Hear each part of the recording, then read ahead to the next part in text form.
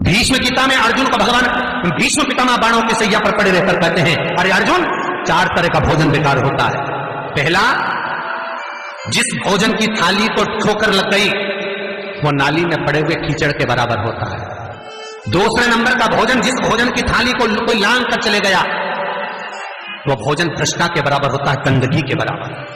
तीसरे नंबर का भोजन, जिस भोजन की थाली में बाल पड़ा हो, केश पड़ा हो, वो दरिद्रता देने वाला होता है। और चौथे नंबर का भोजन अर्जुन, अगर पति और पत्नी अगर एक ही थाली में भोजन कर रहे हैं तो वो मदिरा के तुल्य होता है। यदि पति और पत्नी एक ही थाली के अंदर बैठकर भोजन कर रहे हैं तो वो मदिरा के तुल्य है। भीष्म गीता कहती है, अर्जुन, पति के जीवने के बाद अगर पत्नी उसी थाली में भोजन करती है तो चारों धाम के प्रसाद से बड़ा महाप्रसाद बन जाता है। और यदि पति और पत्नी का नियम है कि हम दोनों तो साथ ही भोजन करते हैं तो हाथ जोड़कर निवेदन है, साथ भोजन करो, मना नहीं है, 2 थाली अलग अलग लगाओ। पर पति के साथ बैठकर एक थाली में खाना रोज प्रतिदिन मदिरा को निगलने के बराबर है। मदिरा को कई लोग कहते हैं एक ही थाली में भोजन करो तो प्रेम बढ़ता है, प्रेम बढ़ता है। शिव महापुराण की कथा कहती है, पति और पत्नी अगर एक ही थाली में भोजन करते हैं, एक ही थाली में अगर पति और पत्नी भोजन करते हैं तो उस घर की दशा देखिएगा।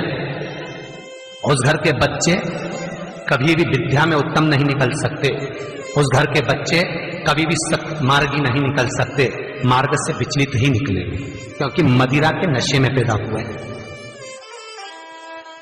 तो सुन अर्जुन, सुन, यदि बेटी कुंवारी है और बाप के साथ में बैठकर भोजन करती है तो उस बाप की कभी अकाल मौत नहीं होती है, क्योंकि बेटी बाप के काल का हरण कर लेती है। बेटी कुंवारी है, बेटी की शादी हो जाए जब पहले वो पिता के साथ भोजन ना करे, क्योंकि गोत्र बदल गया। पर बेटी जब तक कुंवारी है, बाप के साथ बैठकर भोजन करेगी तो बाप के काल को हरण कर लेती है। ये उसी तरह जैसे एक गाय ब्याह गई हो और एक गाय कुंवारी हो। महाराज, ब्याही हुई गाय का गोबर से लीपने से ज्यादा फलदायी होता है कुंवारी गाय का गोबर से लीपना, वो ज्यादा फलदायी। बछिया के गोबर से लीपना, कुंवारी गाय के गोबर से जो ब्याही ना। कितना कितना शास्त्र प्रमाण देता है महाराज।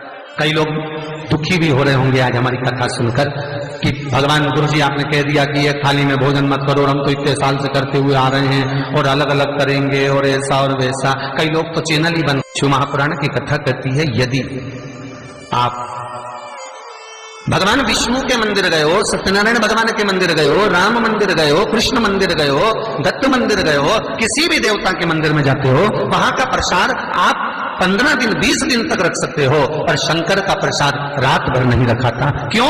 क्योंकि शंकर का प्रसाद एक दोपहर संध्या तक आपका है, रात्रि को 9:15 तक शंकर का प्रसाद आपका है साहब।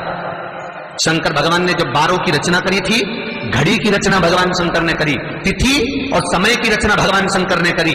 एक एक घड़ी, एक एक पल, एक एक तिथि, एक एक नक्षत्र, समय, पल, सबकी रचना शंकर करे। हमारे हर एक वीडियो से सबकी रचना। इसीलिए तो शास्त्र कहता है ना, लिंग पुराण वर्णन करती है, नर्मदा पुराण कहती है, शिव महापुराण की कथा कहती है, जब व्यक्ति को कोई भारी रोग हो जाता है, कोई कैंसर जैसी बीमारी हो गई, कोई किडनी ही खराब हो गई, कोई लीवर ही बेकार हो गया,